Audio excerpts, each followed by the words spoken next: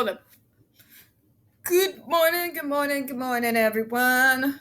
Welcome to another episode of Spilling Tea. I'm your host, Tiffany Daniels. The reason why we're on so late is because it is Memorial Day, so we have to have weird hours. So, we're going to go back to that horrible world known as the JRC, but before we do, the usual disclaimers and just a warning. When even I'm warned that routine's going to be a little bit different, like several days ahead of time, I still get a little space cadet whenever there's a change in routine anyways. So, be prepared for that. All right, now, folks, we have in the description box there the article for which the non-for-profit started by autistics for autistics NeuroClastic has been threatened with a defamation lawsuit by the JRC right there in the description box. Because I'm petty as hell, read it, share it, send it everywhere. If the JRC doesn't want it out there, that means they're afraid of it. And I like that. I like that thought a lot. Spread it everywhere.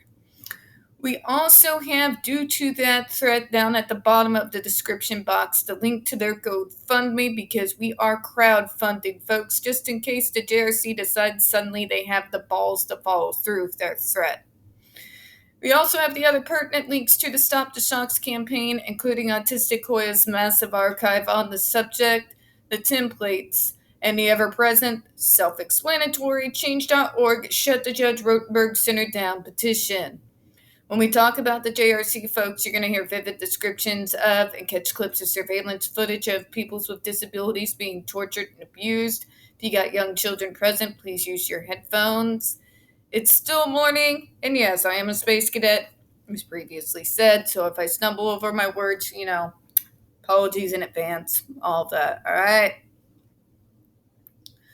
Okay, so to where I left off yesterday, more gaslighting, fucking stupid.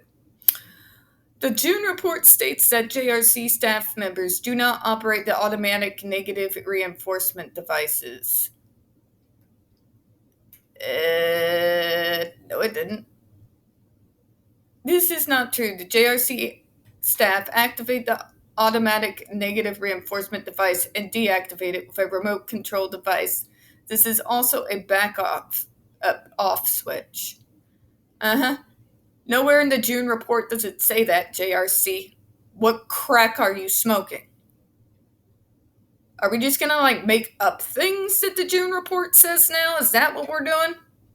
Because that's what it sounds like.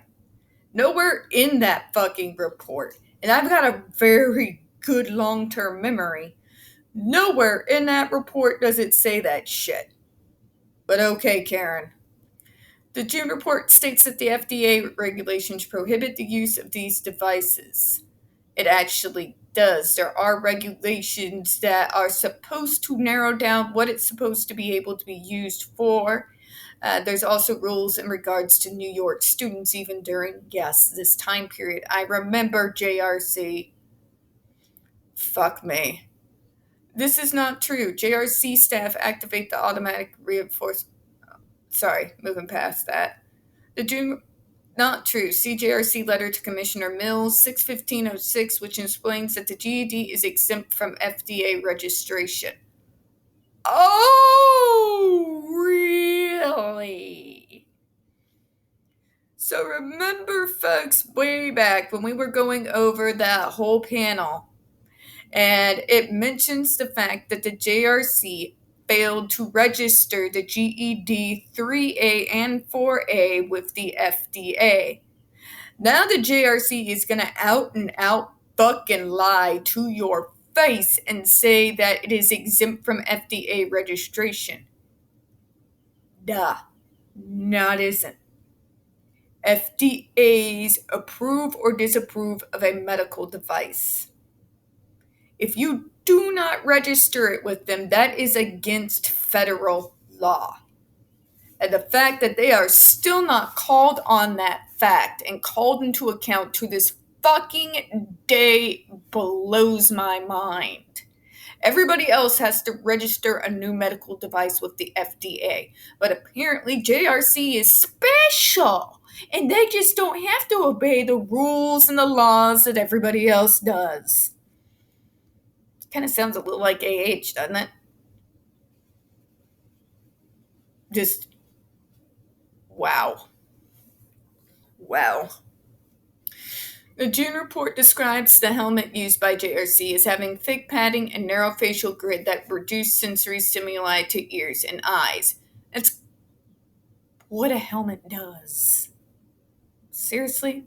The helmet is not designed as an aversive procedure that reduces sensory stimuli to the ears and eyes. Instead, it's part of a safety procedure. A hockey face guard designed to give hockey players full peripheral vision is attached to a soft karate helmet. Vision is not included any more than it is for a hockey player. Hearing is also not prevented. There are also holes cut in the padding to facilitate hearing. The purpose of the helmet is simply to protect the safety of staff and students. Bull fucking shit. You do know, JRC, you do know, using common fucking medical sense.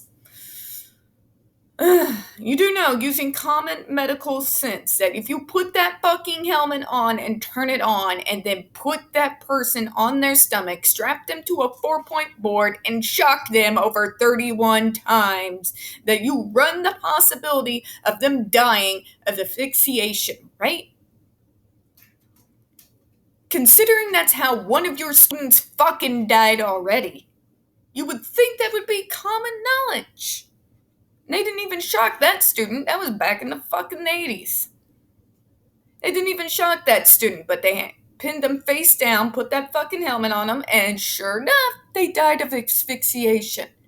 Now, how much more likely is that going to be to happen if you're doing that to a person while also shocking them over and over and over again? Really? Really? How are these professionals, these medical professionals that are in this building, not telling them this shit? I can tell you the dark answer I think it is, but I won't because I'm trying to stay upbeat for what I know is going to be a back-to-back calls today. But yeah, you're lying, JRC. You know you're lying. Because guess what? When I'm upset, the last fucking thing you want to do is obscure my vision, even if you are doing it, quote unquote, like a hockey player. That is still going to cause panic in an autistic person who's already in panic mode. Fucking spare me. Moving on. We'll do one more and we'll finish out for this morning. Another form of mechanical restraint occurs when the student is in a 5-point restraint in a chair. Students may be restrained for extensive periods of time, hours or intermittently for days, when restraint is used as punishing consequence. JRC never uses long periods of restraint in a chair or a forced point restraint as a punishing consequence. Bullshit! Bullshit! And you want to know how I know that's bullshit and how they're fucking lying? Andre McCollins. 7 hours is a hell of a long time to be locked in a 4-point restraint and repeatedly shocked over and over and over and over. The JRC is lying to you, folks. And if you fucking believe a word of this, I don't even know what to tell you, but you're about the same level as the people who still believe AH. You're a full card short of a full deck. On that, I'm going to go ahead and close out, folks. We don't get very many views on this channel, especially on this subject. The few that we do get do tend to get removed from time to time. So please don't forget to hit that like button, hit subscribe. Don't forget to hit the comments. Appreciate your time this morning. And as always, we here at Spilling Tea hope you have a good one. Bye-bye. Now that can sit in the microwave a bit longer because my legs hurt too bad for me to heat it back up and wait for it. And it's already gotten cold.